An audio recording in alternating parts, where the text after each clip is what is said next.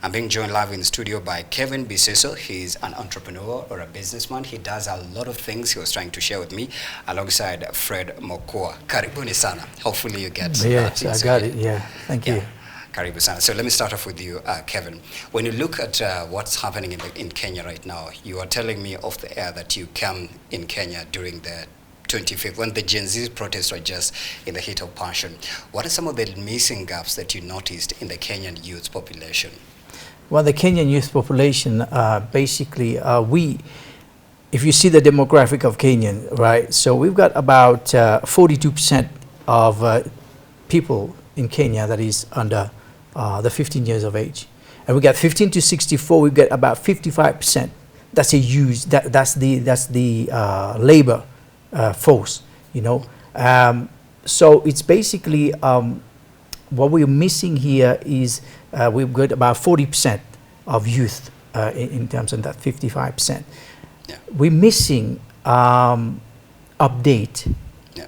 Update, because there's a couple of things, if I may go a little bit in details into that. Please go. The situation of employment right now has been triggered by various factors. And we need to go a little bit back in history to understand why this is happening at the moment.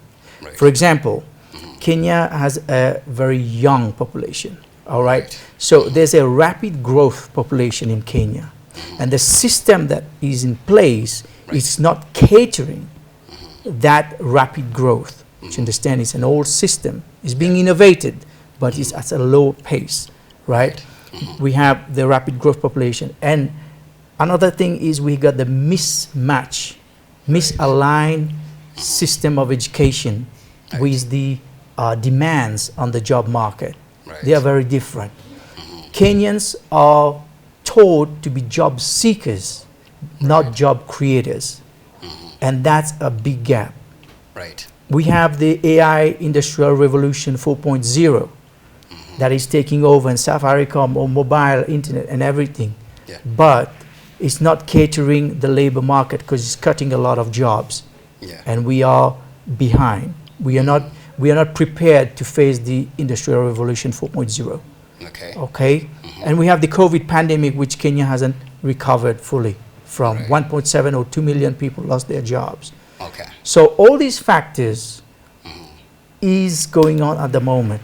Okay. And the support that is being provided by the local authorities or the system is not really enough. It's too slow to cater this rapid growth. Yeah, okay. yeah. So I feel that the missing gap is the young people are not getting, they're getting their stuff, but they're not getting it on time. Right. Right? In order to become like an entrepreneur, for example, there's not enough facilities to cater to beat foreign investors to leverage their skills. Right. So Interesting. Fred, I don't know what you picked from what happened at KICC on Friday and on Thursday, I believe, as well. And it's set to continue till today. So do you believe that Kenyan youth should be given opportunities outside Kenya, or we should start, he's mentioned an interesting point. We are taught to be job seekers and not job creators. And that literally dates back to our education system. It's traditionally go to school, graduate, get your degree certificate, go look for a job instead of get your degree, become creative. He's mentioned AI, which is tech now. So instead of that, going through that traditional culture of go to school, get a job, is it possible that we format our education system so that it teaches young people right in our country to be more of opportunity creators than opportunity seekers? And then also with what happened at KICC, do you believe this is coming in at a time when the government is going through a lot? I know you're a Kenyan, so you've observed a lot of things here, and people are still not trusting. Even they're saying 3,000 opportunities for young people in Qatar. People still don't trust it. But then yet, a summation of 20,000 Kenyans stand up, and in fact, some of them were scorned and scammed. So there's still a lot of missing links and missing gaps, and still the trust deficit between the higher up authority and the local citizens. What did you observe from all of those? Before I go to what happened in KICC, I'll take you back to our Kenyan education system. The way it is designed, it is mostly for consumption. Like when you become an engineer from Kenya, the only thing you can do, you cannot do any invention. Compared, I've been in Poland and some other country. The thing they read and what we do in Africa is totally different. In terms of the labor market, job market, we are not even ready. And then what I can advise is policies formulation, the policies that focus on the technical skill part, teaching the soft skill like plumbing, the one they do in the vocational training. If you compare a graduate in a degree in automotive engineering in a campus who has been in 5 years, and someone who went to a technical school somewhere, did this automotive engineering, maybe craft certification or diploma, he or she is more experienced compared to someone who went to university. So, and those in the university, they should focus more on research. Okay. The government should invest more on the research, equip youths with the necessary resources and material to conduct research. For example, if we go to countries like China, if there is something that is supposed to be implemented in the market, it is designed by a certain university is given that they do the research, they do the test, and when it is implemented, it is already tested. But when you come to Kenya, they go somewhere, they see something is applying there, they don't even do public participation. They come to Kenya and then they start duplicating in Kenya without even seeing what the Kenyan market needs. And to go back to what happened to KICC, you know, most of the Kenyans, from the Gen Z to even the millennials, most of the people, there is a high rate of unemployment. According to World Bank, it is around 75%. Right. And it is something that is alarming. So the government should do, going to abroad is not a solution, because when you go away, you go for 2 years. That is a short-term something. The government can create structure in Kenya, like investing. For example, in Kenya, we are revolutionary. We focus more on agriculture. They should invest up in youth startup that create job opportunity.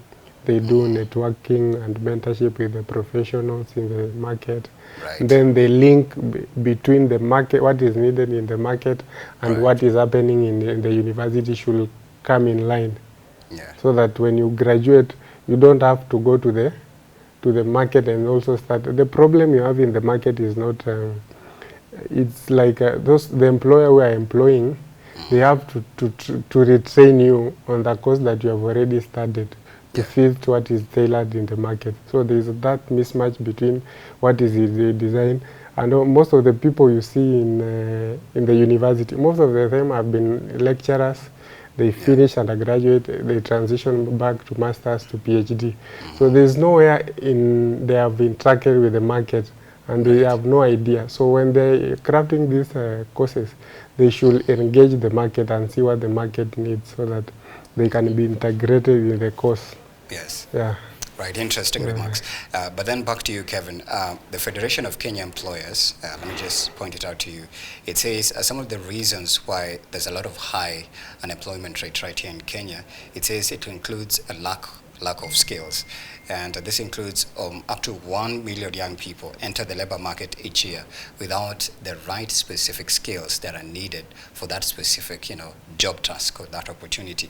Another one is dropping out of school, and others is simply illiteracy. They never went to any learning institution, whether higher, lower, primary, secondary. But yet, they're also looking forward to get those opportunities. So when you look at it from the filter of that international perspective, yes, our cabinet secretary is sourcing for opportunities to go, outside this country. Do you believe maybe at some point we need to have a conversation as African citizens and reformatting starts from our education structure? It starts from the skill gap. In fact, they've mentioned the skill gap is one of the biggest. You're qualifying for this job. Yes, you studied for it, you have a degree, but you don't have the correct skills, but you only have theoretical skills, not hands-on practical skills. Do you believe we need to have such a setup? Damn, of course, definitely. Now, as a pro-African, I've got a huge international background as well, okay? And I've got a company, London Oaks. We provide professional training for more than 20 years, strategy, and really we do something that is called RPL as well, which is recognition prior learning. And this is a must. I worked with the British government for over 14 years, okay, with the companies and with several government departments, but also with companies, and we were doing that. If you look at post 2008 in Europe, yeah, for example, Germany was having the same problem that Kenya is having right now. Okay. 2008. Okay, what they did, they rebranded the whole system of training, professional training. And the thing is, you need to make the transit the training like into something more of quality. Let me explain that to you. Okay. For example, you go, you do a certain job, right? And you move from one job to the other, right? And you can get a letter of recommendation, right? But that doesn't prove you can do the job. That doesn't prove nowadays. You go for a company, 2024, they will not really take into account that job recommendation. So what you need is a certification of competency. That in Kenya we don't. We're doing that now in Kenya, but we don't have that much. This is something to rebrand the quality of training.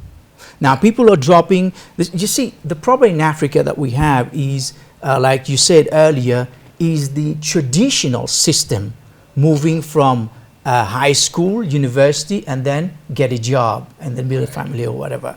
Do you understand? And in first world country, it doesn't work like that, right? If we want to be a superpower, an economic boost or whatever, we need to start changing the mindset and cut down the traditional way of doing things and align ourselves into the correct evolution of consciousness and market. That's what we need. What is it? It is, if you're not good at school, it's not over. If you don't like going to school, it's not over. Some people may be more creative. So we need to assess the talents of these people and give them the opportunity to become entrepreneur, for example.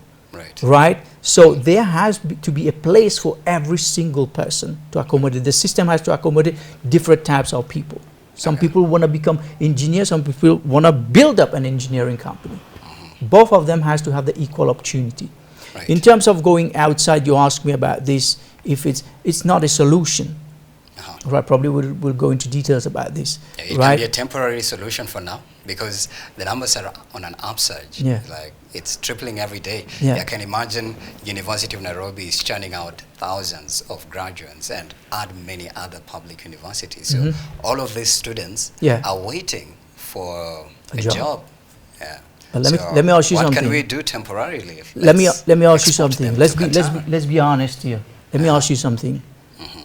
Will a Muzungu from California leave Silicon Valley to come to Africa and look for a CEO of his tech company in America because he couldn't find it over there? Will the Germans leave Germany or the Europeans leave Europe, come to Africa to look for an engineer for their company because they can't find it? Will the Chinese leave China, Shanghai, to look for an engineer here because they couldn't find in their country? It's possible. No, wait a second. Let's see the facts. Okay, set it. Right? Set it. The problem is, most of the investors that come to Africa, they come for two reasons. One, to exploit the African resources. One, to exploit the African people.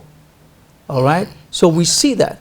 You see, what's happening is we've been doing that since time of slavery. Okay, exploitation. This is part of our DNA, being exploited, right? So today when the Chinese come to Africa, do they use the African labor? Just go to the mall, you will see even the labor force is the Chinese force, right? They come, they bring their own people. They tell you, you African don't have the expertise. So the government, when bringing out foreign investors, they have to have a contract with them that you're going to train our people. In 6 months, 1 year time, you get the hell out here, because our people is going to take over. Do you understand? Because this is our place, this is our country. If we don't secure our market, we're going to be tenants in our own home soon. And is it because maybe we don't see opportunities in ourselves? We look up to the white man, and now that, you know, technology is there as well. Yeah. AI is taking over even the job market. In fact, last week we were highlighting a story of, I think it's Amazon, that has deployed over 750,000 robots that are replacing part of their labor force, and they're sending home 100,000 workers to be replaced by robots. So that means human opportunities are being erased, and that is human labor erasure in the workspace. But here, right here in Kenya, we are still grappling with even, you know, finishing that degree you're studying for. You are uncertain whether, you know, the government is going to give you that opportunity. So where do we even debunk that, before I get to you, Fred, in just a bit? Where do we, sorry? Where do we debunk all that menace? The thing is, like, the age of AI is gonna take over 40% of people's job in about 10 years, right? What we're experiencing right now, the employment is nothing compared to that what we're going to experience in the near future. So if we're not ready to actually accommodate the age of AI, and we're ready to be prepared, because AI, it will help humans, it's going to take over. Because the superiority, the capacity of the human brain is superior. We're always going to be ahead. But it's just that, you see, the young graduates here, they don't have the opportunities, right? So that's what I'm saying. We are more job seekers than job creators.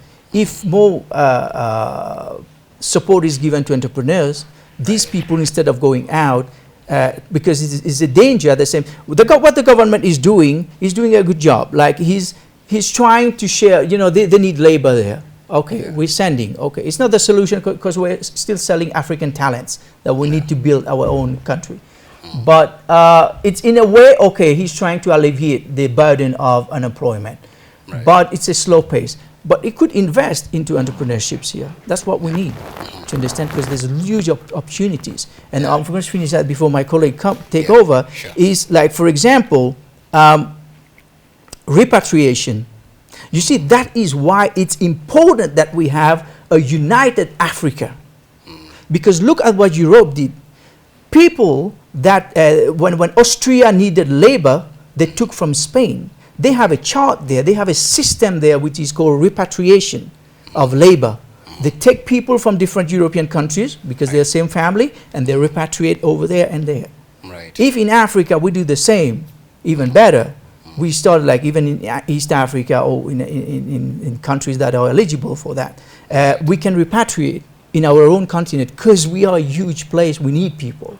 We don't need to go to, you know, cater or serve the Arabs, because it's dangerous over there a lot. Maybe we can talk about this later. Yeah, we'll get into that. But then, Fred, before you react on the same, there's somebody who was telling me, right here in Kenya, while you're schooling, you have you have around 5 jobs in between. You graduate, that's another job. Now you have the job of looking for a job. And by the time you're getting that job, it's another job. So you have like 3 jobs in between. Now you have to start keeping that job, because you have to again go through the training job. So you have like around 10 jobs in between, but yet you're not making money. But then he's mentioned something interesting about the government investing into entrepreneurship. But then also, among the problems that Kenya is facing that causes unemployment is corruption. You would hear, I don't know, 10 billion was invested in a youth fund, and, you know, the money just disappeared. You know, money was allocated, I don't know to what docket, to support the youth in the name of Morara Kebaso, Izodo Haziko. Sasa, if you start looking at this, where do you get the possible solutions that I would say will start now infiltrating and penetrating into the spaces that can now, you know, allow the government to freely invest into spaces that will give young people opportunity, instead of, like, you know, I don't know if it's dumping. Somebody said, stop dumping Kenyans into, you know, figuratively. For example, you see, I'm not into the idea of exporting labor, because the young people have a creative mind. They have a creative and innovative mind. So if we import them and their work they are going to do there is not even related to what they study. They are going to do the cleaning. That is like going to kill a dream already. So the government, what... But then you don't have anything to do in Kenya. Why can't you go shortly? Okay. So what the government can do is set up infrastructure, policies, and a framework that can give youth opportunity to grow. Like for example, if you see in the interest rate for the loan, they can invest in microfinance enterprises that give youth small loans and also to do startups. To do startup. Okay. And before they give them loans, they should also focus on incubation for those startups. They train them on how to run those startup businesses, and also in the youth fund they should increase more funding to the youth and ensure there is more public participation that is done, and also they get feedback of exactly where to invest and how and the possible outcome before they invest. Most of these things they go see an unrealistic plan that cannot even implemented on the ground. They invest in them, the money goes into the West. So the government should also, in terms of the interest loan, you see the interest loan is around 14 to 20%. Right. They can give, like, for example, a tax holiday for the youths.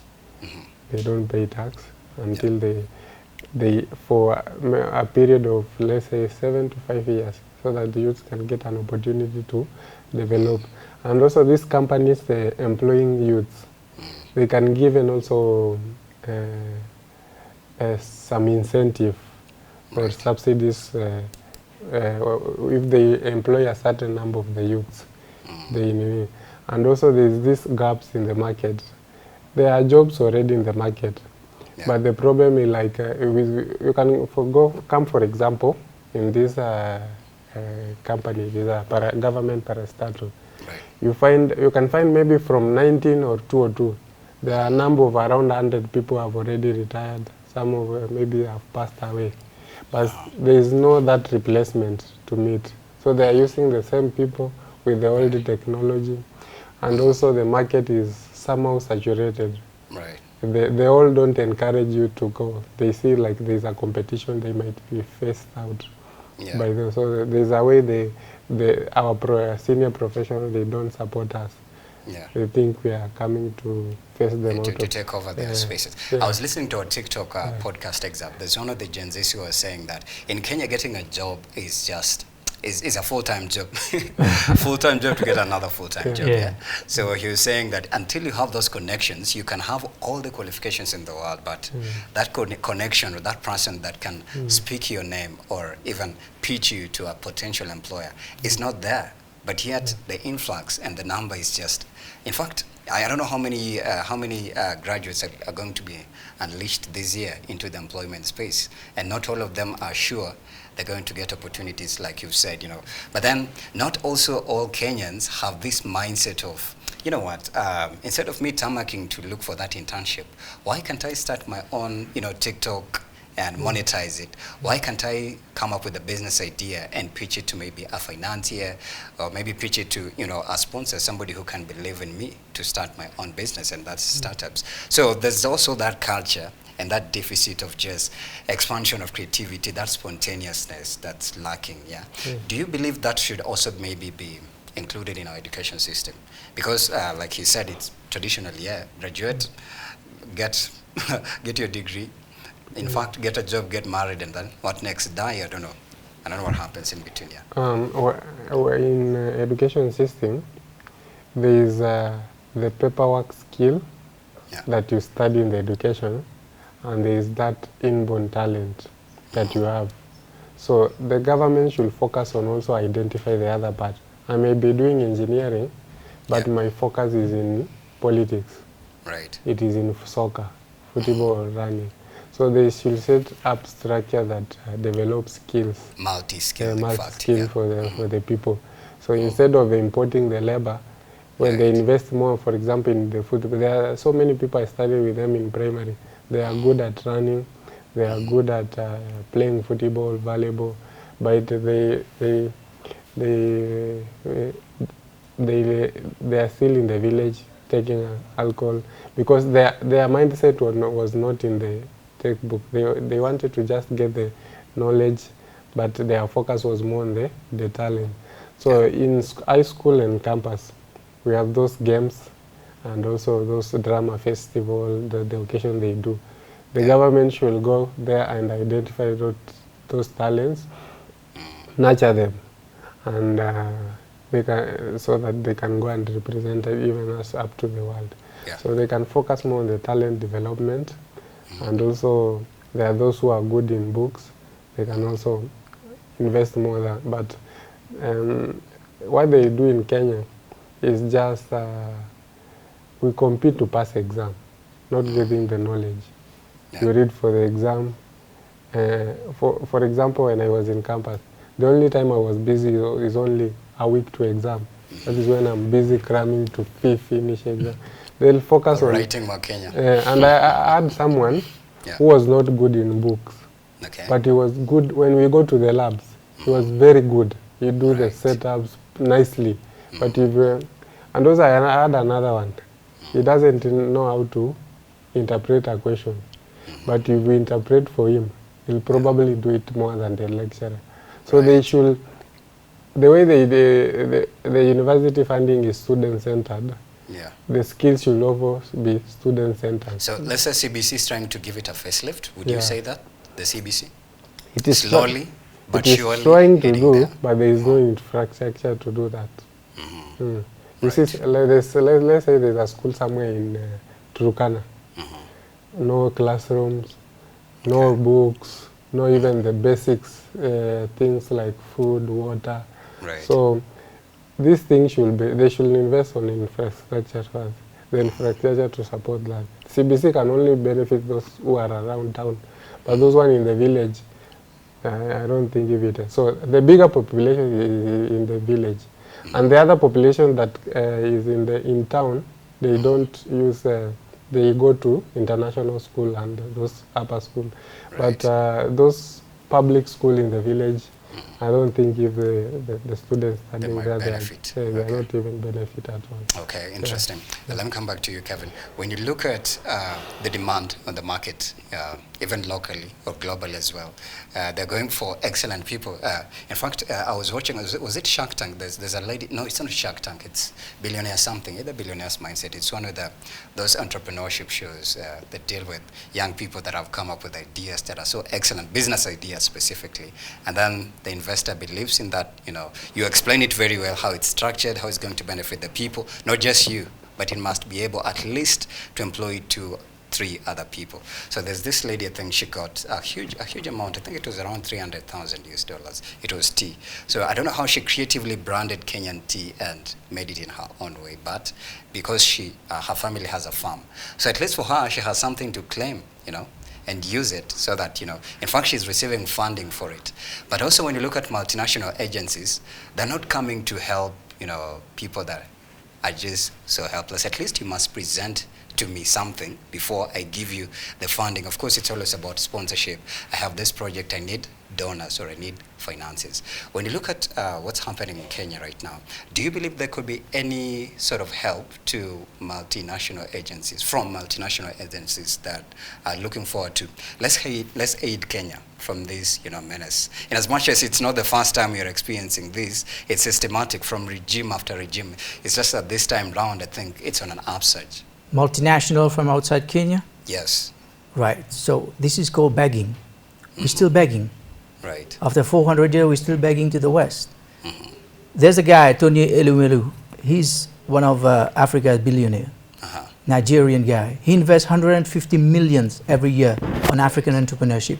And I've been part as a mentor, as an entrepreneur mentor in his program, training Africans, young Africans entrepreneurs. Africans are investing. Why in Kenya?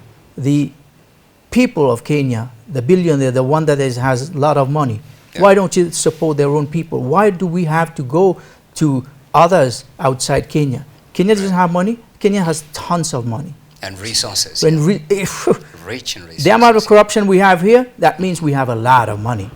So we, our own people, you see, the thing is, being entrepreneurs today, leveraging competitions internationally, is good with creativity, but also, you know, money, when we talk about wealth, money is about 10% of wealth. Wealth, when it's called someone is wealthy, your country is wealthy, there's respect, integrity, there's all of these factors that play. Yep. In order to become an entrepreneur, to leverage, if you go to the Muzungu's country in Europe, if you're out of integrity, you lie one time, you're off. You're off. Do you understand? So things that we are missing here, we're talking about investors, they can invest, maybe we can talk about this a little bit more, but we need to start becoming more in integrity with ourselves, respecting our own people, and also, you see, when you walk on the street, there's a lot of garbage. What does this mean? This means that we don't even respect our neighbor. We don't care. But when you go to Europe, everything is clean, and we want to live there. Why you want to live there? These people work hard to keep things clean there. They respect each other. If we Africans start respecting each other, then there will be progress. Then the people that has money, they will have a little bit more empathy. Instead of putting it in Switzerland, in the bank account, they will invest for the continuation and progress and evolution of this new Gen Z, which we need. That's what we call, you know, the revolution, Gen Z revolution, African revolution. Africa's going to be a superpower, but unless our own people start investing in our own and stop begging for the West for money. Because it's a mindset as well, I believe. It's mindset, heart set, skill sets. But then also we pride ourselves as a country that feeds off agriculture. And I believe that's green jobs as well. So if we were to, let's say, now look for investors who would come and start specifically investing in small, minute sectors in the agriculture economy, do you believe that can create opportunities for maybe a quarter of the job seekers that are still just hanging in between, waiting for a response to go to Qatar, Europe? In fact, we export a lot of nurses to Germany and Australia, and teachers as well. So if we were to create such opportunities here, I'm pretty sure we wouldn't be going through this crisis right now. The EPZ, Export Processing Zone in Kenya, is booming. That is a promising, the government invested a lot on that. That is a promising industry. But there's another catching point here. There's another problem that we face in Kenya when it comes to investors, right? Kenya's economy has been growing for 5% in the last few years, positive. But in order for we capitalize, like an economy is healthy, there's different factors, sectors that is growth. Kenya has been growing in only 3 or 2 industry: telecommunication and infrastructure. You see, the investors that are coming to invest in Kenya, they are more what we call capitalized investment rather than labor investment. You understand? So when the guy is coming here, he's building infrastructure, he's bringing technology, he's not creating job because robots are already doing job. So the employment rate is still the same. Or you're using Chinese to create that expressway and not Kenyan, laborers. When the Mombasa and Nairobi expressway was creating, there was 33,000 jobs. Today, it's gone down to 3,000 jobs. Now, the investment, look what happened. This is very tricky, and this is interesting. You see, they come with the technology, right? The top white collar are the expatriates and foreigners, Chinese. The labor one, the down, they are the Kenyans. So with technology, they're taking off these laborers that are at the bottom of the ladder. They're taking them out. They're getting out of jobs because robots, AI is replacing everything. While the upper part, the management, which is expatriate, they're keeping their jobs. That's how we're getting unemployment. That's why foreign direct investors are not helping Kenya to boost up the unemployment, to actually change the situation. Because more capitalized rather than labor. Interesting. But Fred, when you look at it as well from what he's saying, these issues have always been there. Investors have always, I don't know, there's a deal that went sour. I don't want to mention it here, but Kenyans were saying if only they had considered, the people of this country to even rebuild that airport instead of, giving it to, somebody else, that already would have created opportunities for us right here in Kenya. So do you believe maybe as well, there's a point where we go off grid, and instead of us considering our very own, we prefer intellect, or we would prefer skills from outside because they're deemed to be more competent, they're deemed to be more professional, and maybe perhaps they'll do the work 100% than our very own, and thus it renders us into this menace that we are in right now. I don't think if we don't have skills in Africa or in Kenya. For example, what makes us to go for the Wazungus? I don't want to mention the name, you know the name. I can give you an example. Yeah. For example, in M-Pesa, it has gone globally. Right. Where did it started? It started here in Kenya. Okay, let's go to PayPal. Where did PayPal started? It was invented here in KU by a student. So there's no way you can say, and also I'm a physicist.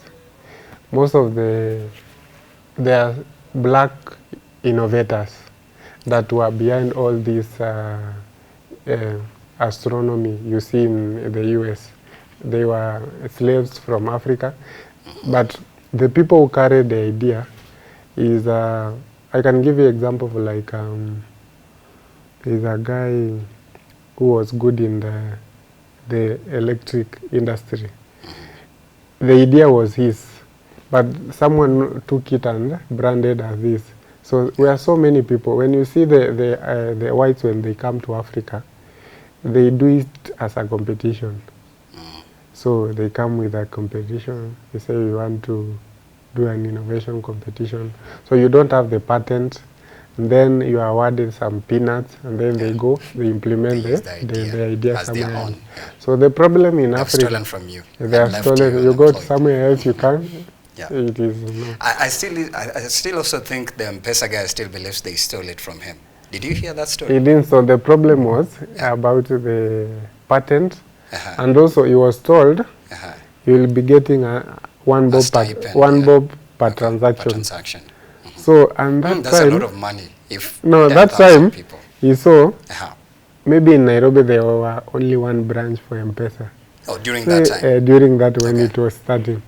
So he saw, he was given around, I think, 1.5 million for that.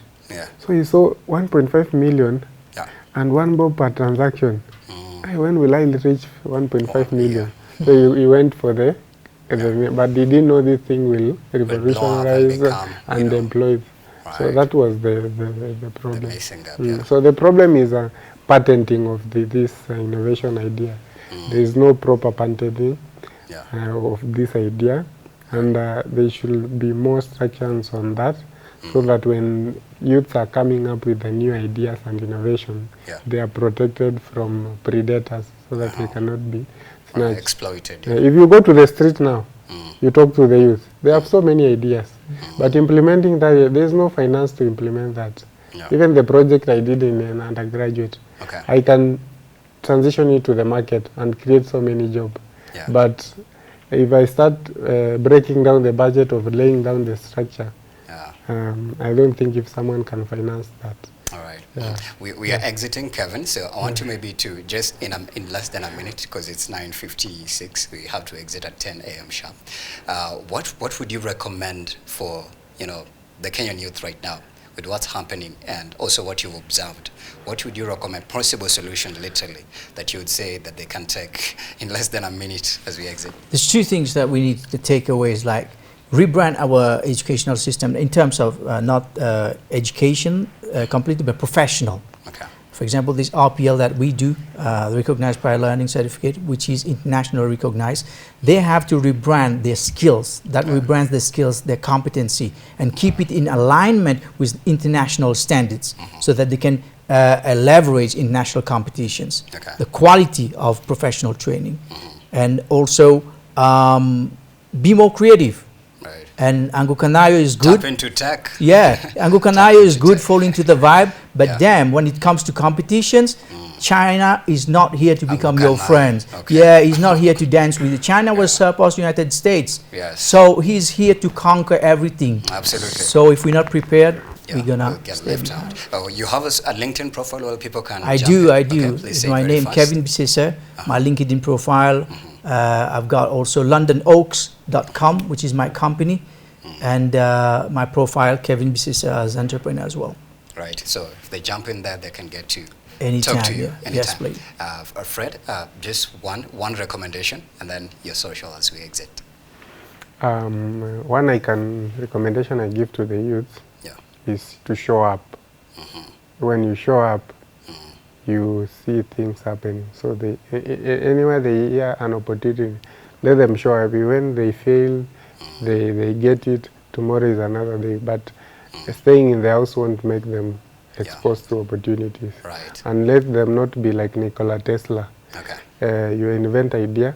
The final day you should carry the credit of what you do, not someone else. Okay, your social media, people can plug in with you. Fred Mokua across all the social media. platforms. Yeah. All right, thank you so much. That has been Kevin Bissessur. I'm sure you know how to get him on his LinkedIn and many other platforms. He's shared alongside Fred Mokua, a youth leader as well. Thank you, Sana, for sharing your insights today. All right.